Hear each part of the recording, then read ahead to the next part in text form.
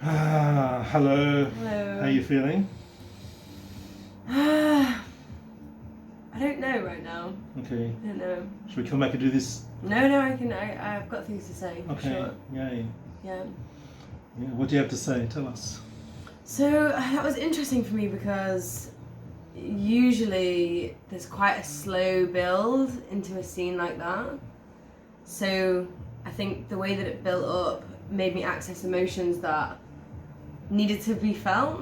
The sort of like quickness of getting into like quite intense impact was a different experience to the slow build up, which is a different kind of energy. So yeah, it was really interesting, but I felt a lot of sadness coming up actually, and it was really hurting. Like it was probably at my limit, but it was just different, you know. I wanted that sensation of really being like fully in the pain. Yeah. Yeah, you said a lot of sadness came up. One of the favourite goals of impact play is to access and release emotion. So sometimes things can make you sad, or sometimes things can access sadness at society and release them. So I hope it felt like the latter.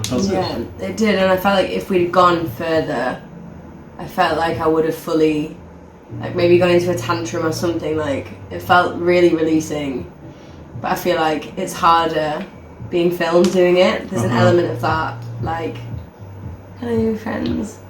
There's an element of that in it, you know, of that's such a vulnerable place. Sure. Such a vulnerable place to like fully go there. So I think I could have done if we'd gone further into it. Okay. Yeah. That's good to know, and it gives some clues what you might explore next time, or what we might explore together next time. We might do it off camera, and then you can talk to the group about how that was. Yeah. And yeah, thank you for your courage. That was really beautiful vulnerability, and it feels really beautiful to hold that and witness you go to those places. You look really soft now, your dimples are coming out, and it's like, yeah, beautiful. So thank you for your courage. Yeah. Yeah, for me, it was really yummy to play with you. I felt kind of, my sadness was very present. It had elements of eros, but the eros comes out because of that sort of strict, patriarchal teacher. You've been naughty, you've been bad. The word slut's not loaded for me. In fact, politically, it's quite the opposite. I wouldn't punish someone for being a slut. I'd celebrate them. But I understand the psychology of society's punish you for being a slut all your life, even when you weren't one.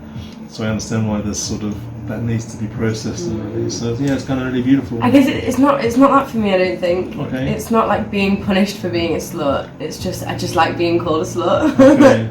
Because it's not like I don't feel like it's a bad thing for me. It's just fun in that context, I guess. Like, thank you. yeah.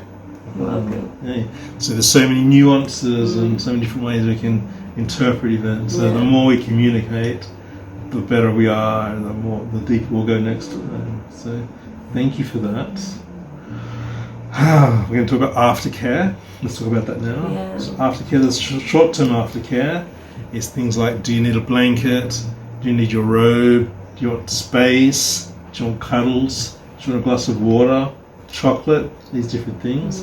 And longer term is when someone receives impact play, the endorphins are running through the body, and so sometimes a couple of days after the endorphins run, there can be a thing called sub-drop. You might find yourself really sad in a couple of days.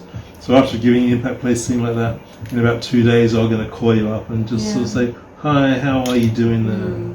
So different degrees of aftercare. But how are you doing now? Do you need any care right now? No. Thank you. All right. I would actually love a glass of water. Okay, we're gonna have a glass of water and a cup of tea, and see you soon.